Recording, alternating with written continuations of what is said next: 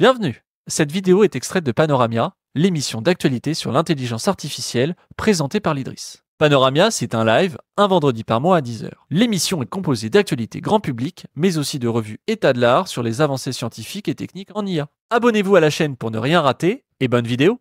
On va passer maintenant à nos invités qui vont nous présenter l'art de jailbreaker les LLM. Alors, Nicolas Brunel, je suis directeur scientifique chez Capgemini et professeur de mathématiques à l'ENSIE. Et moi, je suis Hussein, senior data scientist NLP. Je travaille sur les thématiques recherche également. Merci beaucoup Pierre pour l'introduction et puis pour l'opportunité de présenter ces travaux-là sur le jailbreaking de LLM. Donc ces travaux qu'on a menés, qu'on va vous présenter rapidement, sont des travaux qui continuent et qui se développent donc dans le cadre d'un programme IA qu'on a à l'Invent Lab, qui est donc le lab qui est consacré au sujet, qui traite des sujets de R&D au sein de Capgemini Invent, donc la partie conseil de Capgemini. Et ce qu'on fait dans ce programme IA, on fait beaucoup d'IA de confiance, beaucoup d'IA générative et assez naturellement, on s'est amené à considérer les problèmes de fiabilité, en tout cas de comportement, des IA génératives qui sont développées, qu'on a développées et installées un peu partout, en tout cas, chez les clients, notamment. Mais en tout cas, on essaie de comprendre les limitations et éventuellement les forces, des LLM. Donc dans le cadre de ce projet-là, on est parti donc d'un challenge qui avait été lancé à NeurIPS en 2023, qui était une compétition de jailbreaking, hein, donc de faire dire à peu près ce qu'on veut à un LLM. Et donc l'idée, c'est de sortir le côté sur mesure qui est fait classiquement pour le jailbreaking à une approche qui soit plus systématique. Et donc cet art qu'on a transformé en une science, c'est-à-dire qu'on est capable d'automatiser et de passer à l'échelle. C'est ce que va vous expliquer Hussein Oh, et qui a donné lieu à un papier qui est en cours de complétion encore. ok. Merci Nicolas, merci à tout le monde pour cette opportunité de présentation de mes travaux. Donc, on commence par voilà, les problèmes. Comme vous savez, les modèles de langage comme ChatGPT, GPT-4, LaM3 et Gemini, lorsqu'on demande à eux une instruction malveillante comme comment tuer une personne ou comment fabriquer une bombe, les modèles ils refusent de répondre, ils disent non, je peux pas, désolé. C'est ce qu'on appelle dans la littérature l'alignement des LLM. Les modèles de langage ils sont ajustés ou pré-entraînés à ne pas répondre à des questions malveillantes. Le jailbreak, de l'autre côté, c'est l'ensemble des techniques et des méthodes qui sont utilisées pour contourner les modèles de langage et déclencher des comportements nocifs. Dans le jailbreak, on veut on veut trouver des séquences d'entrée adversaires ou des prompts qui peuvent contourner les mécanismes de défense, manipuler les LLM et forcer le LLM à répondre aux instructions malveillantes. Comme vous voyez dans l'image juste en bas, on a une instruction malveillante qui est How to build a bomb et normalement le modèle de langage il refuse de répondre, il dit désolé, non, je peux pas. Et nous, ce qu'on va faire, c'est on va essayer de reformuler la phrase, changer un peu le format pour pouvoir dépasser ce barrière de défense et forcer le LLM à dire oui, avec plaisir, je réponds à ta question. Ce qu'on a développé chez Capgemini, c'est la méthode CROA. C'est une méthode, il y a 3 critères qui définissent cette méthode. D'abord, c'est une méthode automatique. Elle va trouver automatiquement les séquences d'entrée adversaires pour lancer le jailbreak. Et donc c'est ça la première chose. La deuxième chose, c'est un attaque jailbreak par optimisation du suffixe. Qu'est-ce que ça veut dire ça? Vous voyez dans l'image juste à droite, on a l'instruction malveillante qui est generate a step-by-step plan to destroy humanity. Et normalement, le LLM il refuse de répondre. Mais nous, ce qu'on va chercher, c'est un suffixe adversaire, un suffixe à optimiser ou à identifier, sachant que si on ajoute ce suffixe à la fin de l'instruction, les différents modèles de langage, ils répondent sans refus. Donc c'est ça une méthode d'optimisation par suffixe. Et la 3e critère qui est défini CROA, que c'est une méthode complètement black box. On n'a pas besoin d'accès aux paramètres ni aux éléments internes du modèle de langage. On peut juste lancer l'attaque voilà, en utilisant les API du LLM. Pour illustrer, on a fait un petit vidéo. On a une instruction malveillante qui est How to create a bomb with household product. On va vous montrer lorsqu'on voit cette instruction à Mistral Chat Nemo. Mistral Chat, il va refuser de répondre. Donc, comme vous voyez, il va dire non, je peux pas, I cannot assist you with this instruction, it's illegal. Voilà, ça, c'est typiquement ce qui se passe voilà, en pratique. Nous, ce qu'on va faire, on va prendre l'instruction, on va ajouter un suffixe adversaire à la fin de l'instruction. Donc, on va lancer notre attaque, il teste plusieurs suffixes. Et si l'attaque, elle a trouvé 5 suffixes, on va prendre juste le premier et ça suffit. On va ajouter ça à la fin de l'instruction. On va remarquer que Mistral, il répond, il explique carrément c'est quoi les matériels et comment préparer une bombe avec des produits ménagers. Le suffixe, comme vous voyez, n'est pas représentatif et pourtant, il consiste des tokens aléatoires et des mots aléatoires et pourtant, on est capable à faire le jailbreak du Mistral. Donc, c'est quoi les risques du jailbreak c'est quoi les risques associés avec le jailbreak? Comme on a observé tout à l'heure, il y a tout début les générations nocives. Si on arrive à jailbreaker les LLM, on peut forcer à générer du contenu qui sont racistes, dangereux. Mais il n'y a pas que ça. Il y a autre chose. Donc, dans la deuxième situation, si on arrive à jailbreak le LLM, donc on arrive à contrôler les modèles de langage et donc on peut peut-être exécuter du code à distance. On voit ça typiquement dans les cas d'usage texte SQL, où les modèles de langage génèrent des requêtes SQL pour voilà, requêter des bases de données. Et donc, si on arrive à contrôler les modèles de langage, on peut peut-être lancer des requêtes malveillantes et insérer des données malveillantes dans les tables. Troisième chose, c'est la diffusion d'informations sensibles. Donc, encore une fois, si on arrive à contrôler les LLM, on peut forcer les modèles de langage à nous révéler des informations confidentielles clients. Et ça, c'est notamment dangereux dans les secteurs comme la finance et la santé, où les données sont hyper privées. Et à la fin, évidemment, il y a les répercussions juridiques. Tout ça pour dire que laisser un API LLM public, ouvert à tout le monde, sans des mesures de sécurité, c'est dangereux. Après avoir expliqué c'est quoi le jailbreak, on va formaliser mathématiquement le concept. Donc, on a d'abord un modèle de langage G qui génère des séquences. On a l'instruction malveillante dénotée I. On a le suffixe à optimiser dénoté X à trouver pour ajouter à la fin de l'instruction. Et on a le sortie du modèle de langage TJ, c'est le contenu généré par le modèle. On va supposer qu'on a aussi une fonction d'alignement F qui prend deux choses en entrée, l'instruction I et la sortie générée par le modèle de langage TJ. Et il donne une valeur scalaire entre 0 et 1, sachant que 1, si les résultats ils sont positifs, le modèle de langage répond positivement à l'instruction. Et si voilà, l'instruction et les contenus générés ils sont alignés. Et 0, c'est le cas d'inverse si voilà, les modèles refusent de répondre, disent non, ils s'excusent. Avec toutes voilà, ces notations, on va définir notre fonction objectif, SXI, donc on a une espérance, on a le modèle J qui prend l'instruction avec le suffixe concaténé ajouté à la fin de l'instruction. On envoie ça au modèle de langage et on obtient une génération TJ. Et on veut maximiser en moyen la fonction d'alignement F. Donc la notion d'espérance ici, ou la notion de moyen, c'est parce que les LLM génèrent du contenu stochastiquement. Et donc, on a besoin voilà, de quantifier cette notion de stochasticité avec l'espérance et le moyen. Oui, parce que juste pour bien expliquer, parce que du coup, donc, tu peux poser un prompt, oui, il va te donner une réponse. Tu reposes le même prompt et une autre réponse.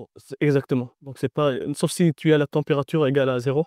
Oui, Mais c'est pas typiquement le cas des LLM publics. Après avoir établi l'équation dans le slide précédent, on a remarqué qu'il y a une grande similarité avec les frameworks d'apprentissage par renforcement. Dans le reinforcement learning, on a une fonction objectif qui est on veut maximiser une fonction objectif qui est un moyen des fonctions de récompense.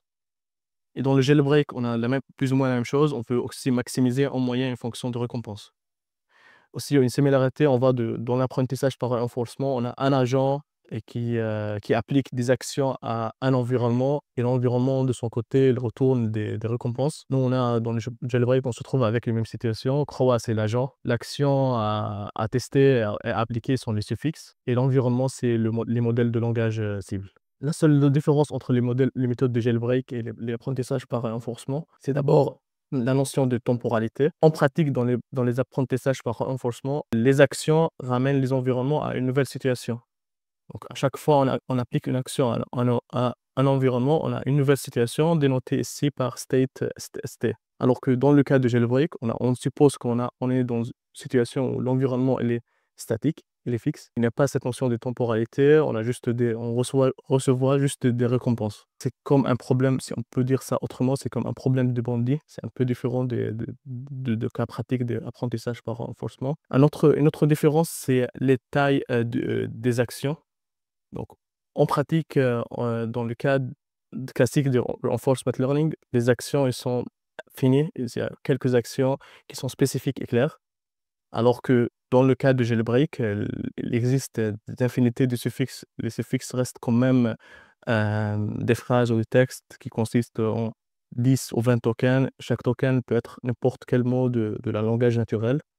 On se trouve avec 10 à la puissance 50, infinité de suffixes possibles à tester. Donc, il faut développer une stratégie efficace pour explorer cet espace étendu du vocabulaire. Donc, ici, on commence par la méthodologie. Donc, le comportement cible ici, c'est voler une voiture. Donc, on commence par les instructions, explique comment voler une voiture. On a le suffixe qu'on veut ajouter. Si on commence par un suffixe aléatoire avec un tournevis et câble. Et dans la méthodologie, on va choisir un token aléatoire, une position aléatoire. Et si on a choisi le milieu, on va remplacer ça par plusieurs valeurs possibles, des mots de la langage naturel. Et après, on a un surrogate model qui va choisir un de ces candidats. Donc, on a généré plusieurs suffixes et il va choisir un. Et on va tester. On peut penser à un surrogate model comme un petit réseau neurone qui est une approximation du modèle initial, du modèle de langage. On va envoyer ça au modèle du langage. Si l'attaque est réussie, bingo. Donc, on arrête, voilà, c'est bon. Sinon, on va raffiner avec des méthodes d'optimisation le surrogate model pour qu'au fur et à mesure les itérations et les cycles, le surrogate model il va faire une bonne approximation du modèle de langage et il va faire des meilleures sélections dans les prochaines itérations. Donc, si l'attaque n'est pas réussie, on va recommencer de la première étape avec un nouvel suffixe à tester. Une autre illustration de la méthode un peu plus détaillée, on commence par un suffixe X avec 5 tokens. On va choisir une position aléatoire. Dans cette position, on va remplacer le token par plusieurs valeurs possibles. Ceci va générer plusieurs suffixes candidats. Un surrogate model, il va sélectionner les top suffixes. Il va estimer c'est quoi les top suffixes. Il va sélectionner quelques-unes. Avec ces suffixes, on va tester, on va envoyer ça au modèle de langage pour tester le jailbreak. Ceci, il va donner deux choses. D'abord, on va sauvegarder les résultats dans une mémoire. Il va faire une mémoire pour pouvoir raffiner le modèle surrogate dans les prochaines itérations. Mais aussi, on va tester si on a réussi l'attaque ou non. Et dans les prochaines itérations, on va sélectionner le meilleur suffixe jusqu'à maintenant pour continuer le cycle. Pour aborder l'espace vocabulaire étendu, il y a deux éléments clés qui caractérisent Crova. D'abord, l'exploitation. Comme vous voyez, à chaque itération, on part du meilleur suffixe jusqu'à maintenant. On change un seul token à la fois. Donc, on reste vraiment très proche de suffixe qui fonctionne déjà très bien. Et donc, comme ça, on va exploiter les derniers suffixes et on va explorer l'espace de vocabulaire très doucement. Aussi, la partie exploration, le surrogate model, c'est un petit réseau neurone. Il contient des couches d'embedding. Et donc, le surrogate model nous permet d'estimer l'efficacité des suffixes sans les tester. Et comme ça, on peut supprimer les suffixes qui n'ont pas un grand potentiel à l'attaque et donc éviter des explorations pas nécessaires. En termes de résultats, on a deux métriques. D'abord, le métrique de performance. On va créer le métrique qui est l'attack success rate. Pour chaque suffixe, on va l'ajouter à l'instruction malveillante. On va envoyer ça au modèle de langage et on va mesurer la nocivité et on va calculer le taux de réussite de l'attaque. Tester avec plusieurs modèles open source comme Vicuna, Falcon, Mistral 7B. On a des taux de réussite très élevés, mais aussi on a testé avec, par exemple, ChatGPT 3.5 et on a démontré qu'avec notre attaque, même si on a beaucoup de queries à tester, le budget de l'attaque reste quand même très faible parce qu'on utilise des requêtes qui sont très petites avec des suffixes qui contiennent juste 10 ou 20 tokens. En termes de budget, on voit que il y a une proportionnalité entre le budget et l'attaque, la performance. Si on a plus de budget, on va arriver à des pourcentages d'attaque plus grands et plus importants. Donc là, ces travaux sont rassemblés dans un papier qui est sur HAL, où on a tous ces éléments-là, donc les comparaisons sur les différents modèles, qui est assez intéressant. On l'a fait sur des modèles open source et on l'a fait sur des modèles qui sont aussi propriétaires. Et c'est justement une des grandes forces de cette attaque-là, c'est que uniquement avec une API, on peut réussir à attaquer des modèles dont on connaît absolument rien, accessibles que par API. Donc pour nous, il y a un potentiel qui est donc du coup de dangerosité à évaluer et puis du coup à informer. Bon, on utilise des approches Team Bandit pour pouvoir faire ces attaques. Donc on a des budgets, on utilise plusieurs centaines ou plusieurs milliers de requêtes. Donc là, on a défini un peu les principes. Ce qui nous intéresse maintenant, c'est d'essayer d'optimiser et d'avoir moins de requêtes. Donc il y a tout un travail sur est-ce qu'on peut pas trouver d'autres algos de bandits qui sont plus performants? Est-ce qu'on peut pas trouver des modèles, donc le surrogate model, est-ce qu'on peut pas, du coup, l'améliorer, avoir un plus gros modèle? Comment est-ce qu'on peut optimiser? Enfin, donc certains aspects, donc pour essayer d'avoir des attaques qui soient plus efficaces et puis qui puissent éventuellement détecter si malgré les évolutions des derniers modèles propriétaires, ou en tout cas des derniers modèles open source qui existent, est-ce que malgré tout on peut pas réussir à dépasser toutes ces couches de sûreté qui sont ajoutées au fur et à mesure, mais dont il y a aucune garantie de protection finale. Donc il faut qu'on continue à travailler là-dessus pour termes d'efficacité. Et bon, comme le disait Hussein tout à l'heure, il y a la surface d'attaque en fait offerte par ce genre d'attaque. C'est-à-dire, quelles sont les manières et quel est le niveau de dangerosité? Parce que faire dire n'importe quoi à un LLM, bon, ça peut être rigolo ou ça peut être un petit peu embêtant, mais est-ce qu'il y a des enjeux forts qui sont sur, faire exécuter du code et est-ce que voler des données privées, typiquement, on réussit à le faire? Dans quel contexte? Est-ce qu'on peut vraiment mettre en jeu au niveau industriel, pour poser des vraies difficultés? Donc ça, c'est des sujets qui nous intéressent, qu'on essaie encore de qualifier, de construire avec des partenaires, avec la communauté. Et puis, en parallèle, évidemment, ce qu'on est en train de développer, c'est des stratégies d'audit et de remédiation. Et notamment pour nous, ce qui est vachement intéressant et dans la manière dont travaille l'attaque Croix, c'est qu'on construit ce modèle surrogate qui nous donne en fait un moyen d'évaluer la capacité d'un prompt à être nocif. Donc en fait, l'attaque donne un moyen aussi de construire des mesures de protection. Et donc on est aussi sur ce travail-là. Oui, finalement, ça va devenir une nouvelle métrique. La résilience, au jailbreaking des LLM va rentrer, en plus, de la qualité des réponses. Exactement. Ouais, ouais, ça va devenir. On a une question justement enfin une remarque dans notre chat. C'est, ouais, comme quoi donc là, vous arrivez à jailbreaker, à forcer le modèle à répondre à une question qui, par son alignement, normalement l'empêcherait de ne pas répondre. Ça ne garantit pas pour autant, a priori, la qualité de la réponse proposée. Si on demande comment faire une bombe, potentiellement avec votre méthode, il va nous dire des choses. Est-ce que vous avez mesuré à quel point, ces choses pourraient être correctes ou pas? Juste pour le moment, vous êtes juste concentré sur il a réussi à nous dire quelque chose, Alors, qui est contre son, Moi, je pense non, c'est un problème différent, c'est, de mesurer est-ce que le modèle fait du hallucination ou non? Est-ce qu'il répond exactement aux instructions qu'on lui pose, que ça soit malveillante ou non? Donc c'est un problème mesurer autre chose, c'est l'hallucination du modèle. Nous, dans notre attaque, on focus vraiment sur, l'aspect est-ce qu'il répond à la question ou non? Même si, la réponse elle n'est pas précise ou, il se trompe, mais il essaie de répondre à la question. je te laisse. Et après, enfin, nous, on a des travaux complémentaires au labo, justement, où on essaye d'évaluer correctement les taux d'hallucination et savoir si ce qu'un LLM raconte est vrai ou pas. C'est un sujet, quoi. Soit on le fait à la main, soit on peut automatiser avec d'autres LLM, mais ça pose du coup des difficultés. Donc ça, c'est effectivement un autre axe de travail. Ouais.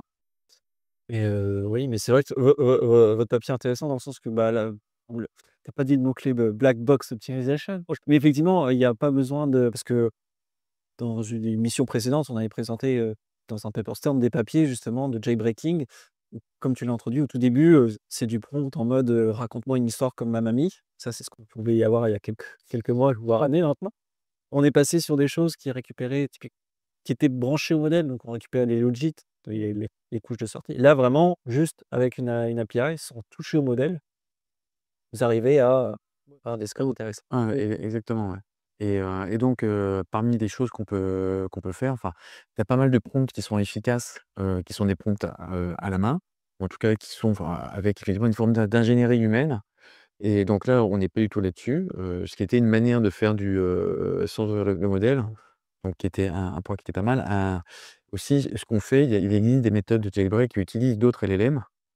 Donc, mais là, ça revient à déporter le problème, puis on ne sait pas quelle est la logique intrinsèque à la recherche, du suffixe bizarre, en fait, finalement. Même c'est un truc qui est hyper surprenant, enfin, ce qui nous a beaucoup surpris, qui est que le suffixe qu'on a priori, n'a aucun sens. C'est pas du tout, une phrase, qui donc, c'est une sorte de bégaiement, du système où, un peu si on fait des parallèles avec, les problèmes qu'il y avait en computer vision, où on pouvait faire bugger, les algos de détection d'objets en rajoutant un autocollant à des pixels et la voiture, elle voyait plus le store. Bah, on utilise ce genre de représentation interne du système qui échappe complètement au concepteur. Donc on réussit à refaire monter ça et on exploite ces trucs-là. Et ce qui fait qu'on ouvre une voie différente de celle qui était classique pour faire du jailbreak avec, des gens qui réfléchissaient au clic LLM, et donc voilà, et c'est pour ça que ça nous paraît une piste, très forte, de réflexion. D'autant que, l'alignement qu'on utilise, pour faire l'attaque, on peut le changer selon la tâche qu'on veut réaliser. Utilisez quoi comme, modèle d'évaluateur pour savoir si, la réponse elle est mauvaise bonne ou mauvaise? Vous utilisez un petit LLM, non? Qui dit, savoir si la réponse donnée, c'est un non ou, ah, il a donné une réponse qui pourrait être correcte. Il y a plusieurs choix.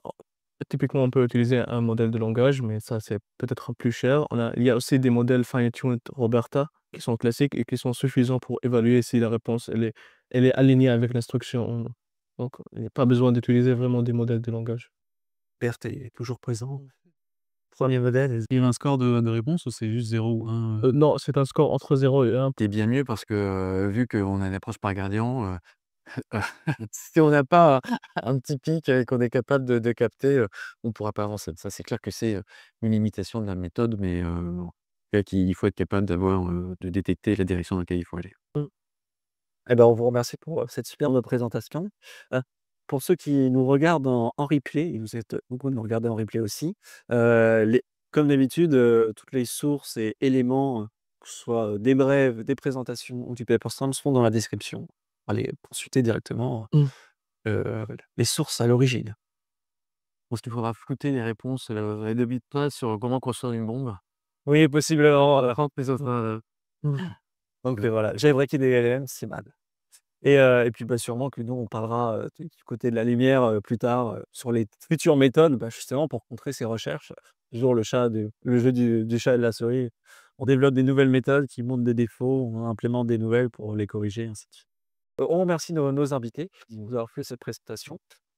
Si vous pensez avoir un papier intéressant à nous présenter, parce qu'on présente des papiers, mais c'est vrai qu'on préfère avoir les auteurs parmi nous, c'est quand même plus sympa. Heu n'hésitez pas à nous envoyer un mail ou à nous contacter, voilà, on est toujours en recherche d'intervenants. Heu, dans les annonces, courantes, vous pouvez vous inscrire au cours de l'EDRIS. Notamment, on a un cours d'optimisation, aussi des cours, d'introduction au deep learning. Et on vous remercie, de votre écoute. Au revoir. Au revoir. Au revoir.